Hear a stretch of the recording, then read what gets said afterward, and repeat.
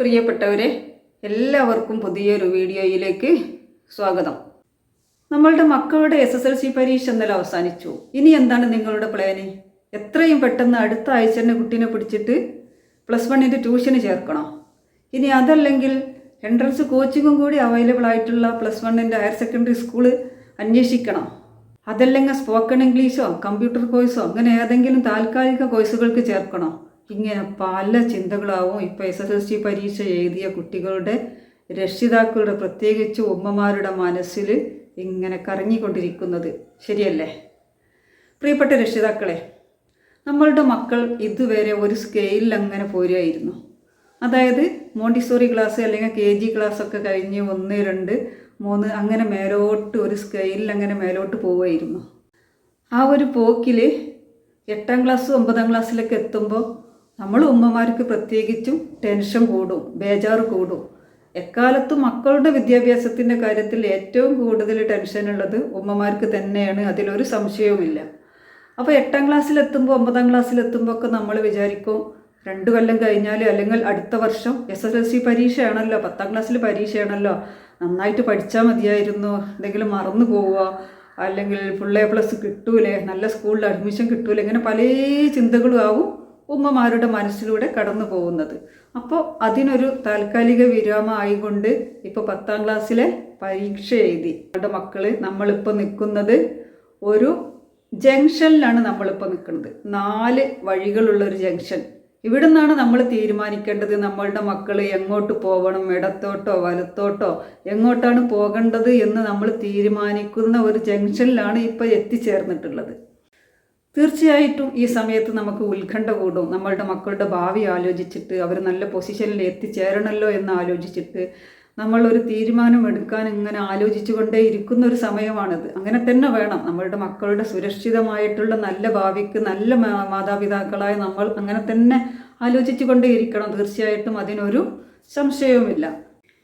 പക്ഷേ പ്രിയപ്പെട്ട രക്ഷിതാക്കളെ, ഒരു 2 ആഴ്ചൻ്റെ ഉള്ളിൽ ഏകദേശം നമുക്ക് റിസൾട്ട് വരും.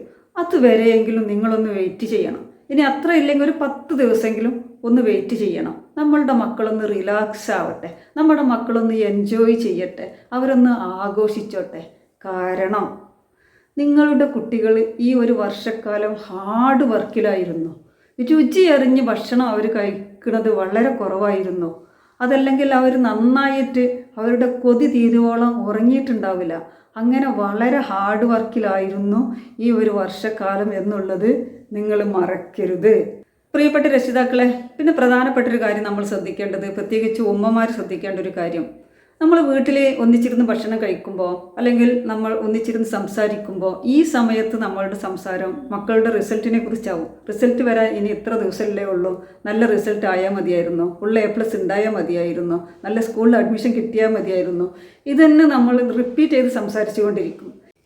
ഇനി നമ്മളുടെ ബന്ധുക്കളെയോ സുഹൃത്തുക്കളെയോ ഒക്കെ കാണുമ്പോൾ നമ്മുടെ മക്കൾ കൂടെ ഉണ്ടെങ്കിൽ ഇവരും ഒരു പക്ഷേ അവരോട് ചോദിക്കും, നല്ല ഉദ്ദേശിച്ചിട്ടാണ് അവർ ചോദിക്കുന്നത് കേട്ടോ, പിന്നെ പരീക്ഷയ്ക്ക് കഴിഞ്ഞില്ലല്ലേ, A+ ഉണ്ടാവൂലേ, ഇതാവും ഈ സമയത്ത് നമ്മുടെ മക്കളെ കാണുമ്പോൾ നമ്മളുടെ ബന്ധുക്കളെയോ അല്ലെങ്കിൽ സുഹൃത്തുക്കളുടെയോ ഒക്കെ അന്വേഷണം.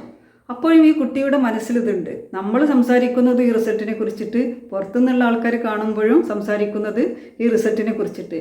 പക്ഷേ എല്ലാ കുട്ടികൾക്കും A+ വാങ്ങാൻ പറ്റുമോ? ഇല്ല. എല്ലാ കുട്ടികൾക്കും 8A+, 9A+, 7A+ വാങ്ങാൻ പറ്റുമോ? ഇല്ല. അപ്പോൾ പല കുട്ടികളുടെയും മനസ്സിൽ സംഘർഷമായി. കാരണം പല കുട്ടികളുടെയും മനസ്സിൽ പേരൻസ് പ്രതീക്ഷിക്കുന്നുണ്ട്, ബന്ധുക്കൾ പ്രതീക്ഷിക്കുന്നുണ്ട്, നമ്മുടെ പരിചയക്കാരൊക്കെ എന്നിൽ നിന്നും, കുട്ടി വിചാരിക്കുകയാണ് എന്നിൽ നിന്നും പ്രതീക്ഷിക്കുന്നത് ഒരുപാട് വലിയൊരു റിസൾട്ടാണ്, പക്ഷേ എനിക്കത് കൊടുക്കാൻ പറ്റുമോ? അപ്പോൾ കുട്ടിയുടെ മനസ്സിൽ സ്വാഭാവികമായിട്ടും സംഘർഷം വരും.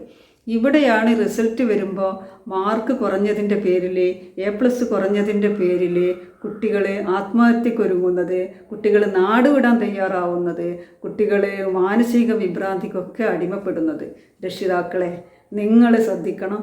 നമ്മളുടെ മക്കളെ ഒരു പരീക്ഷ കൊണ്ട് അവസാനിക്കുന്നതല്ല അവരുടെ ഭാവി. പരീക്ഷകൾ ഒരുപാട് ഇനിയും വരാനുണ്ട്.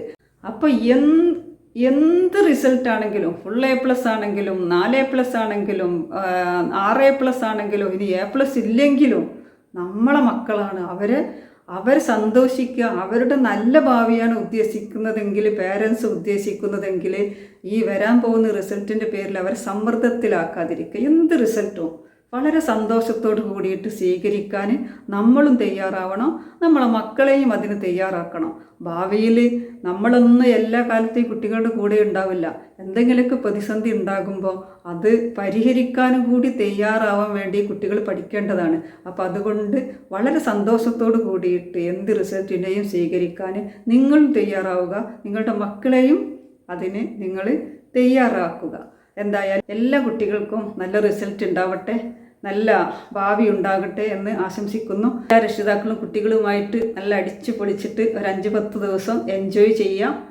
അപ്പോൾ എൻ്റെ ഈ വീഡിയോ, ഈ ചെറിയ ഉപദേശം നിങ്ങൾക്ക് ഇഷ്ടമായെങ്കിൽ നിങ്ങൾ കമൻറ്റ്, നിങ്ങളുടെ അഭിപ്രായം, നിങ്ങൾക്കുണ്ടാകുന്ന മനസ്സിലുണ്ടാകുന്ന സംശയങ്ങൾ നിങ്ങൾ കമൻറ്റ് ചെയ്യുക, ലൈക്ക് ചെയ്യുക. അതേപോലെ തന്നെ നിങ്ങൾക്ക് ഇഷ്ടപ്പെട്ടെങ്കിൽ നിങ്ങൾ സബ്സ്ക്രൈബ് ചെയ്യുക.